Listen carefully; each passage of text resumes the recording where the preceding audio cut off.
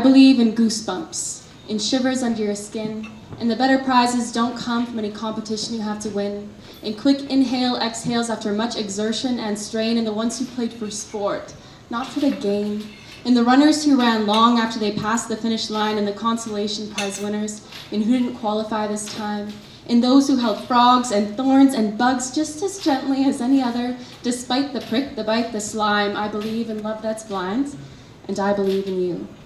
I believe in butterflies in the stomach, in cocoons in the heart, in the unfolding of potential, in new buds and fresh starts, in couches that separate at the seams from long use because you're well lived in.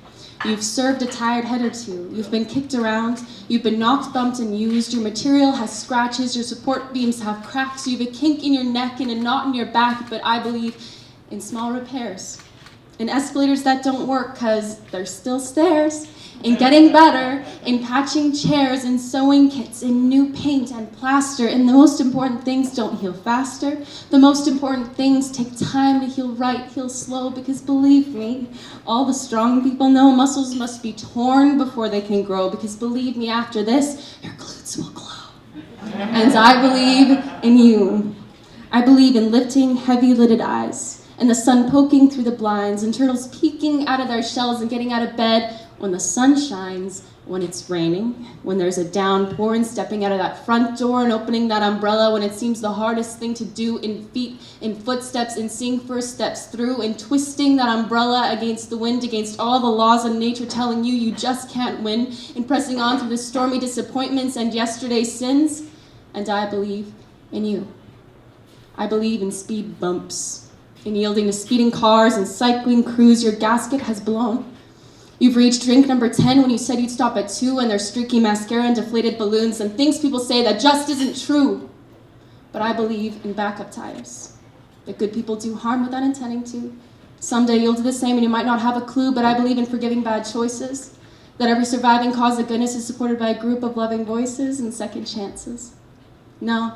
In third and fourth and fifth chances, because it's not easy being good. It's not about what should and shouldn't be forgiven. It's about this world's no stroll and a field to live in. It's about you didn't inherit a good or bad heart from your mother, and no one has the upper hand on the other. It takes courage and effort to find the patience to be kind, so don't throw out the ones who forgot to this time. I believe in constant chances to start better, do better, see a better way through. Every slip up, every F grade, every curse word on a bad day, every nick, chip, dent, bump, blip, blap, crick, crack, slap, wump, bump, boom.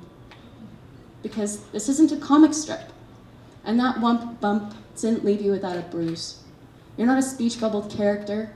You're not the villain they amount you to. You're a person with some blues. So I believe in you. I do.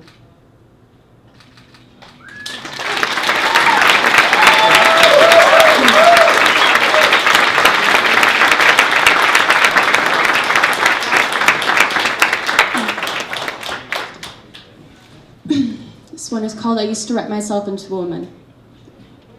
I used to write myself into a woman who need not kiss nor touch, who had not curvature of the body, hid myself in never enough fabric to not be seen, as if being seen meant forfeiting honor.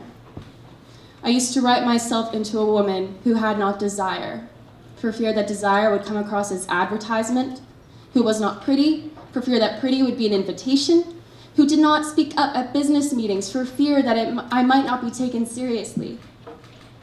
I used to write myself into a woman who could not ask for a man's help, for fear that asking for a man's help meant that I was incapable of independence, that I had admitted defeat. I used to write myself into a woman who could not belong to someone, for fear that belonging to someone meant I was their property, to be sold, to be traded, or displayed. I used to write myself into a woman who would not bend, would not bow, would not lean the wrong way, for fear that it might say yes when my mouth was saying no. Today, I write myself into a woman who, bare and seen in front of a crowd, stands defiant and strong. To them I say, this is not consent. To them I say, this is not forfeiting. To them I say, I may not be your mother, your sister, or even your friend, but I demand honor, and I'm not ashamed.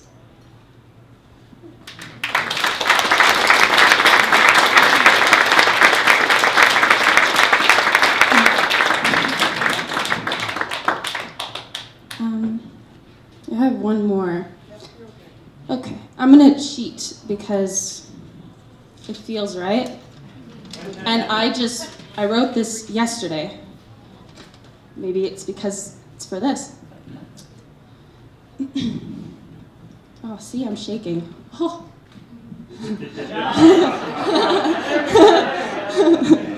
Full moon vibes, right? There is room for all of us. There is room for all poetry, prayers, and speeches. There is room for all carpenters, sculptors, painters, musicians, teachers, mentors, mechanics, engineers, writers, photographers, designers, visionaries, lawyers, doctors, and leaders. No one is wiser than the other, though some practice daily connection to their wisdom and allow others wisdom. No one is more god or goddess than the other, though certain people call on their divinity daily, which makes them look bright-eyed at parties. The earth is large, but our greed makes it a little smaller, a little smaller.